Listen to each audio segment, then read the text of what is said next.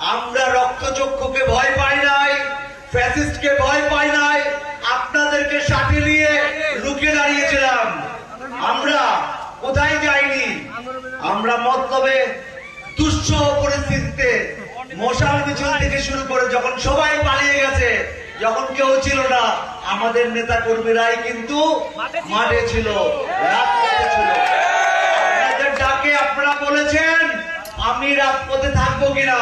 আমি সব সময় রাজপথে ছিলাম, থাকবো এবং আছি।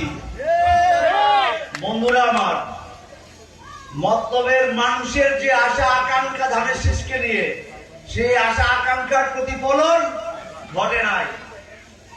আমরা আমাদের উচ্চ পর্যায়ের নেতাদেরকে, সর্বোপরি আমার নেতা তারেক রহমানকে জানাতে চাই, যে ক্রাইটেরিয়া আপনি পূরণ দিয়েছিলেন যে প্রার্থী হওয়ার জন্য, আপনি খোঁজ নিয়ে দেখেন সেই ধরনের ক্রাইটেরিয়া আমরা ফুলফিল করি কিনা।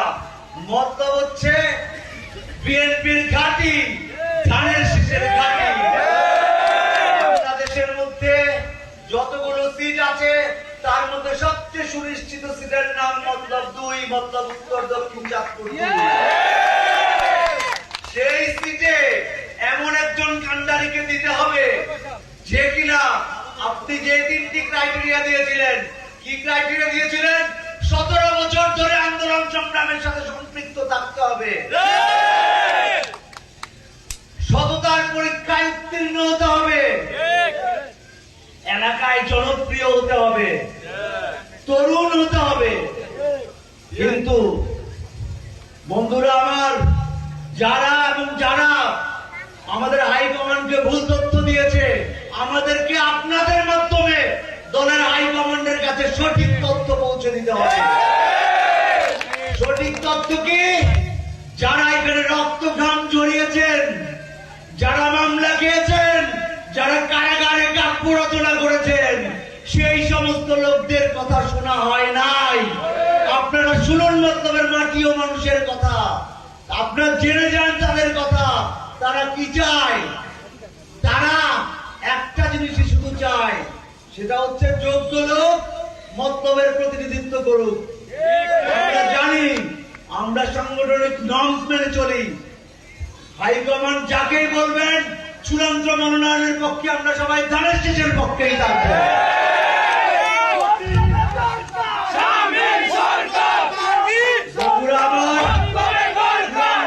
মনোনয়নের পূর্বে আমরা বলতে চাই, মতলবের মাটি থেকে বেড়ে ওঠা মানুষ, আমার সরাসরি 3 জন কর্মী এই আন্দোলনের রক্ত দিয়েছে। শহীদ পাবেল রাব্বি, শহীদ পারভেজ, শহীদ দিল ইসলাম, 3 জন আমার সরাসরি কর্মী বুকের তাজা রক্ত ঢাকার রাজপথে ঢেলে দিয়েছে।